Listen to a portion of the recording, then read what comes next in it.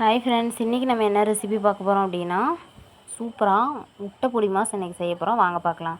அதுக்கு ஆனியனும் வரமிளகாவும் கட் பண்ணி வச்சுக்கிட்டோம். ஒரு கடாயில் எண்ணெய் ஊற்றிக்கோங்க. எண்ணெய் நல்லா சூடானதுக்கப்புறம் நம்ம கட் பண்ணி வச்சுருந்த ஆனியன் எல்லாத்தையுமே ஆட் பண்ணிக்கலாம். முட்டை பொடி மாஸ்க்கு கொஞ்சம் ஆனியன் நிறைய இருந்துச்சுன்னா டேஸ்ட்டு ரொம்பவே நல்லாயிருக்கும். அதனால் ஒரு 4 ஆனியன் நாங்கள் கட் பண்ணி எடுத்துக்கிட்டோம். இதில் லைட்டாக தூளுப்பு ஆட் பண்ணிக்கோங்க. இது சீக்கிரமாக வதங்கிடும் ஆனியன், அதுக்காக ஆட் பண்ணுறோம். நம்ம கட் பண்ணி வச்சுருந்த வரமிளகாய் இதில் ஆட் பண்ணிக்கலாம்.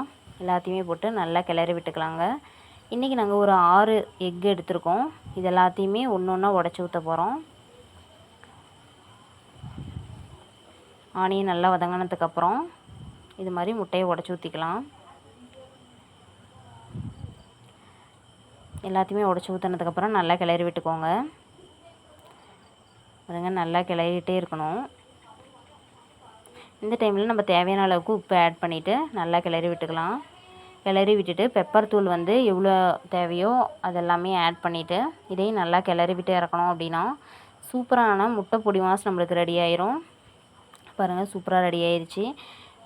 முட்டை பொடி மாஸ் யார் யாருக்கு பிடிக்குமோ மறக்காமல் கமெண்ட் பண்ணுங்கள். இதே மாதிரி எங்கள் சேனலில் வர வீடியோஸை நீங்கள் ரெகுலராக பார்க்கணும் அப்படின்னா எங்கள் சேனலை மறக்காமல் சப்ஸ்கிரைப் பண்ணி வச்சுக்கோங்க. பாருங்கள், இன்றைக்கி ரசம் சாதம் செஞ்சுருந்தோம். அதுக்கு முட்டை பொடி மாஸ் வச்சு சாப்பிட்டோம். ரொம்பவே நல்லா இருந்துச்சு. இதே மாதிரி நீங்களும் வீட்டில் ட்ரை பண்ணி பார்த்துட்டு எப்படி இருக்குன்னு சொல்லுங்கள். இந்த வீடியோ பிடிச்சா மறக்காமல் லைக் பண்ணிவிட்டு ஷேர் பண்ணிக்கோங்க. தேங்க்ஸ் ஃபார் வாட்சிங்.